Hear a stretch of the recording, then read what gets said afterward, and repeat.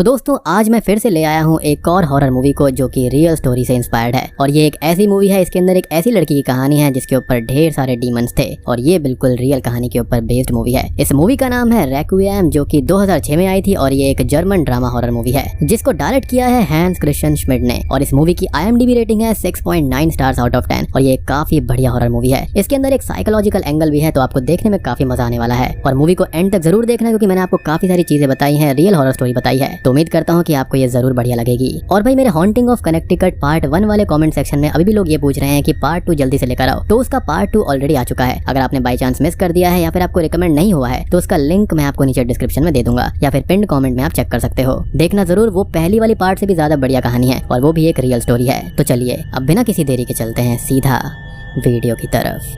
Movie की starting में हम मिशेला नाम की एक लड़की को देखते हैं जो कि साइकिल चलाते हुए तेजी से अपने घर की तरफ जा रही थी। वो घर पहुंचकर अपने पेरेंट्स को बताती है कि उसे यूनिवर्सिटी में एडमिशन मिल गया है और सर्टिफिकेट भी मिल चुका है और अब वहां 1 साल के लिए वो पढ़ने जा सकती है क्योंकि उसका ऑलरेडी 1 साल गैप हो गया था। और इस पर उसके डैड मान जाते हैं लेकिन उसकी मॉम नहीं मानती। असल में मिशेला के डेली रूटीन में कुछ दवाइयां थी जो कि उसको डेली बेसिस पर लेनी पड़ती थी। वो दवाइयां असल में एपिलेप्सी के लिए थी जिससे मिशेला पिछले 1 साल से जूझ रही थी। साधारण शब्दों में ये एक ऐसी कंडीशन होती है जिसके अंदर ब्रेन किसी भी वक्त पर अनकॉन्शियस हो जाता है और उसकी माँ को इस चीज पर भरोसा नहीं था कि वो वहां जाकर खुद को संभाल पाएगी, लेकिन समहाउ वो उन दोनों को ही मना लेती है। अब मैं आपको अगर एपिलेप्सी के बारे में थोड़ा सा और बताऊं तो ये एक तरह का डिसऑर्डर होता है जिसके अंदर ब्रेन के अंदर जो नर्व सेल्स वगैरह होते हैं ना, उनकी एक्टिविटी जो होती है वो डिस्टर्ब हो जाती है जिसकी वजह से सीजर्स आने लगते हैं। और ये चीज किसी जेनेटिक डिसऑर्डर या फिर किसी ब्रेन इंजरी की वजह से भी हो सकता है, जैसे कि किसी इंसान के साथ में कोई ट्रॉमा हो या फिर उसको स्ट्रोक आया हो तो उस वजह से भी ऐसा हो सकता है। अब सीजर के दौरान होता ये है कि एक पर्सन काफी एबनॉर्मल चीजें एक्सपीरियंस करता है, उसका जो बिहेवियर होता है वो काफी एबनॉर्मल हो जाता है। जैसे अजीब से सिम्टम्स होते हैं, अजीब सी सेंसेशंस बॉडी में होने लगती है और ढेर सारे हेलुसिनेशंस वगैरह भी होते हैं। इसके अंदर इंसान बेहोश भी हो जाता है। अब अगले सीन में मिशेला यूनिवर्सिटी के पास ही एक पीजी में रूम ले लेती है जिसके बाद वो अपनी यूनिवर्सिटी के लिए निकल जाती है। वो यूनिवर्सिटी के पहले ही दिन लेट हो जाती है जहाँ पर उसे क्लास छूटने के बाद में अपनी स्कूल फ्रेंड हैना भी क्लास में दिखती है जिसका उसे कुछ भी आइडिया नहीं था कि वो वहाँ पर है। पहले दिन तो हैना मिशेला को काफी रूडली इग्नोर कर देती है लेकिन अगले दिन से ही दोनों फिर से अच्छे दोस्त बन जाते हैं जिसके बाद दोनों साथ में काफी टाइम स्पेंड करने लगते हैं। अब मिशेला वापस घर आती है जहाँ पर उसकी माँ उसको ये बताती है कि वो लोग एक बहुत ही फेमस चर्च जाने वाले हैं जो कि होली कैथरीना के लिए डिवोटेड चर्च होता है। हैना की फैमिली काफी ज्यादा रिलीजियस कैथोलिक फैमिली होती है जो कि गॉड पर बहुत ही ज्यादा डीपली बिलीव किया करती थी,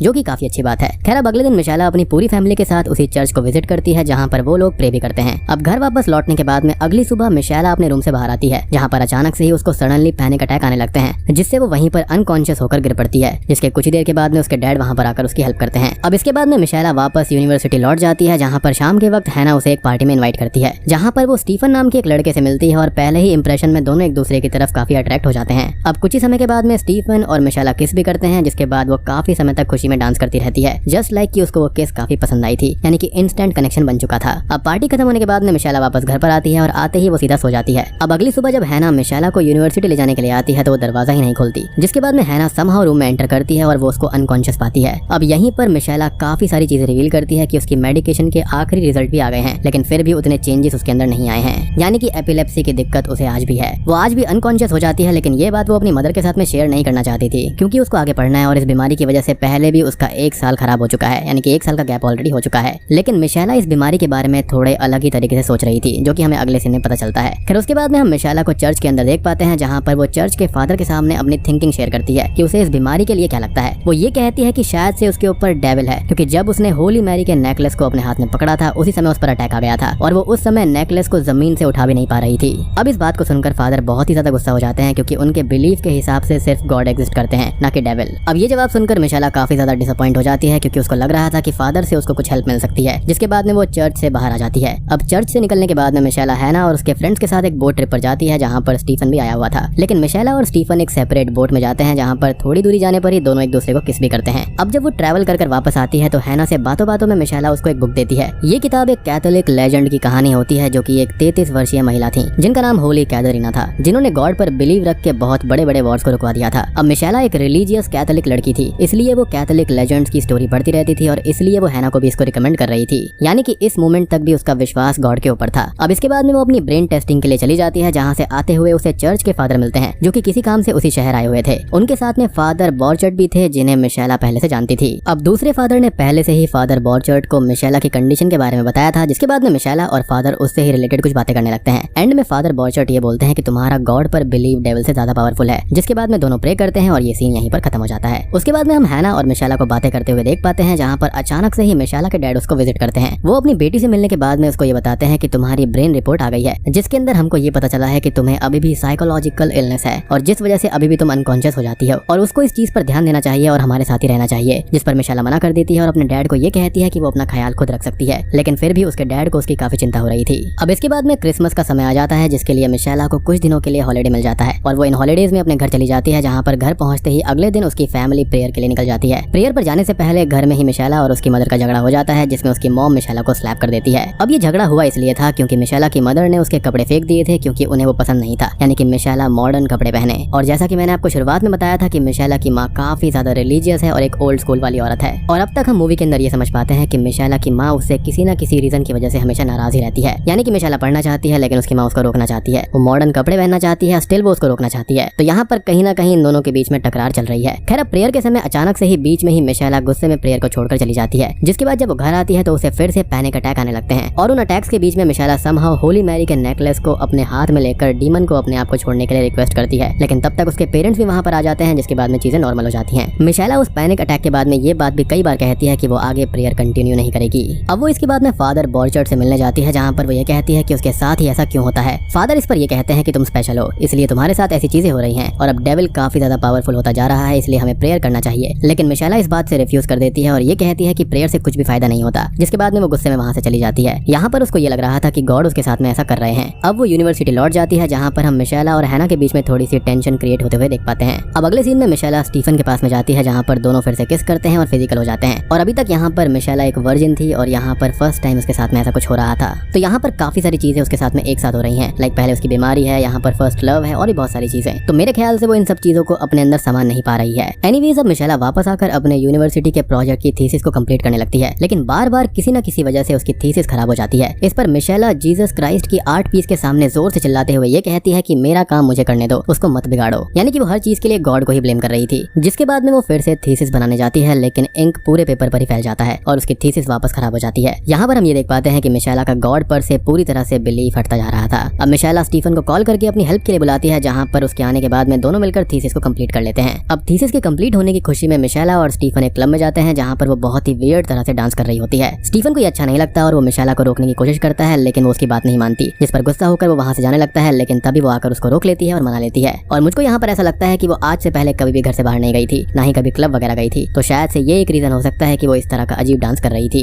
अगले सीन में मिशेला से मिलने उसके मॉम, डैड, फादर बॉर्चर्ड और चर्च के फादर आए होते हैं और ये फादर वही थे जो कि उसके डेविल वाली बात को सुनकर गुस्सा हो गए थे। अब यहाँ पर चर्च के फादर और उसकी मॉम का ऐसा मानना था कि मिशेला के ऊपर डेविल है, जहाँ पर उनको प्रे करना चाहिए, यानी कि फाइनली उन फादर ने मान लिया था कि उसके ऊपर डेविल है। लेकिन फादर बॉर्चर्ड मिशेला की बातों को समझ रहे थे, उन्हें पता था कि प्रेयर करने से मिशेला को तकलीफ हो रही है और इसलिए वो प्रेयर करने से मना करते हैं। लेकिन इन सबसे अलग उसके फादर को ऐसा लग रहा था कि मिशेला को सिर्फ वियर्ड मेडिकल कंडीशन है, यानी कि उसके रियल फादर को, और उनका मानना था कि उसे सिर्फ डॉक्टर्स को दिखाने की जरूरत है, यानी कि वो उसी से ठीक हो जाएगी, और इसलिए वो फादर्स को वहाँ पर प्रे करने के लिए मना कर देते हैं और वहाँ से चले जाते हैं। अब अगले सीन में मिशेला जब अपने फ्रेंड्स के साथ पार्टी में होती है, तब हैना ये नोटिस करती है कि मिशेला का वेट काफी ज्यादा कम हो गया है, यानी कि वो खाना पीना ठीक से नहीं कर रही थी। हैना यहाँ पर स्टीफन को भी मिशेला की बीमारी के बारे में बता देती है, जिससे मिशेला हैना से बहुत ही ज्यादा गुस्सा हो जाती है, क्योंकि उसको ऐसा लग रहा था कि स्टीफन ये जानने के बाद में उसको छोड़ देगा। अब मिशेला स्टीफन को ये कहती है कि वो बहुत समय से उसके साथ एक लॉन्ग ट्रिप पर जाना चाहता था और आज वो दोनों जा सकते हैं, जिस पर स्टीफन कुछ भी रिएक्ट नहीं करता। अब इसी बीच एक ऐसा सीन आता है जहाँ पर हम मिशेला को जीसस क्राइस्ट के क्रॉस को छूते हुए देख पाते हैं, लेकिन कितनी भी कोशिश करने के बाद में वो उस क्रॉस को छू नहीं पाती, क्योंकि अचानक से ही उसका हाथ वहाँ पर डिस्टॉर्ट होने लगता है। अब हैना और स्टीफन ऐसे बिहेव करते हैं कि जैसे स्टीफन मिशेला को एक ट्रिप पर ले जा रहा है और दोनों कार में जाने लगते हैं, लेकिन स्टीफन असल में मिशेला को उसी के घर पर ले जाता है, क्योंकि उसको पता था कि उसकी कंडीशन अभी काफी खराब है। स्टीफन मिशेला की पूरी कंडीशन उसके डैड को बताता है, जहाँ पर उसके डैड और स्टीफन इसी के बारे में डिस्कस कर रहे होते हैं। वहीं पर उनके बाजू में जब मिशेला की मॉम उसको खाना खिला रही होती है, तो मिशेला उनके ही मुंह पर स्पिट करके किचन में जाकर चीजें तोड़ने लगती है, और उस वक्त उसके पेरेंट्स जब प्रे करते हैं तो मिशेला बहुत ही ज्यादा इरिटेट हो जाती है। वो उसी समय काइंड ऑफ एक इविल स्पिरिट से पॉसेस्ड पर्सन की तरह बिहेव करने लगती है, जिसे देखकर स्टीफन को बहुत ही ज्यादा हैरानी होती है।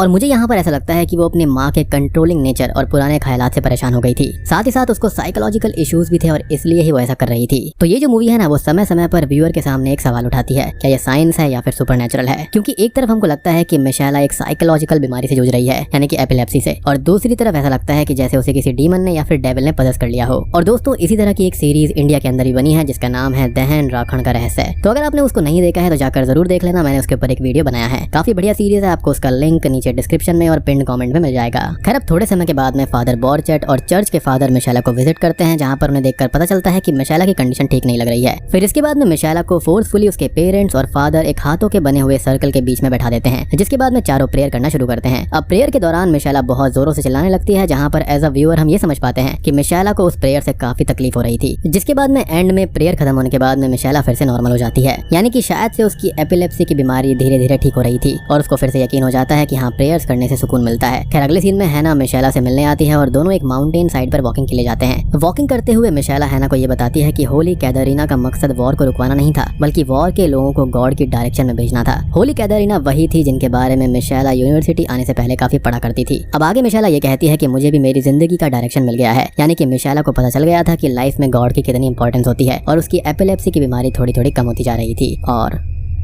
बूम, इसी के साथ में ये मूवी यहीं पर खत्म हो जाती है। तो दोस्तों ये थी रेक्विएम मूवी की कहानी। उम्मीद करता हूँ कि आपको ये पसंद आई होगी। अब ये जो मूवी है ना, वो एक रियल स्टोरी से इंस्पायर्ड है, जो कि है एनालिस मिशेल की कहानी, जो कि एक जर्मन वुमेन थी जिसके बारे में ये कहा गया था कि उसको 6 से ज्यादा डीमंस ने पदस्थ कर लिया था और उनकी 1976 में मृत्यु हो गई थी। और इस मूवी के अंदर जो इवेंट्स दिखाए गए हैं ना, वो 2005 में आई the exorcism of Emily Rose movie का ही एक डिफरेंट टेक है कि उसके अलावा भी यहाँ पर क्या हो सकता था। तो इसके अंदर ये बताया गया है कि शायद से रियल लड़की को असल में एपिलेप्सी थी, यानी कि उसको स्टार्व करा गया था और उसको खाना नहीं दिया गया था काफी टाइम तक, जब तक उसके ऊपर एक्सॉर्सिज्म चले थे, जिसके चलते उसकी मृत्यु हो गई थी। एटलीस्ट यहाँ पर मेडिकल रिपोर्ट्स वगैरह तो यही कहती हैं। तो इस मूवी के अंदर एक काइंड ऑफ लिम्बो बन जाता है, जिसके अंदर यही पता नहीं चलता कि ये डेविल से पजेस हो गई है या फिर इसको कोई बीमारी है। लेकिन इस मूवी के अंदर पर्टिकुलरली रेक्विएम के अंदर तो हम यही समझ पाते हैं कि उसको एपिलेप्सी है और धीरे धीरे वो ठीक भी होती जा रही थी। अब बात करें द एक्सॉर्सिज्म ऑफ एमिली रोज के बारे में, यानी कि रियल कहानी के बारे में, उसको मैंने ऑलरेडी एक्सप्लेन कर दिया है। तो अगर आपने उस मूवी को नहीं देखा है तो उसको जाकर जरूर देख लेना। वो भी एक काफी बेहतरीन कल्ट क्लासिक हॉरर मूवी है। उस मूवी का लिंक आपको नीचे डिस्क्रिप्शन में मिल जाएगा।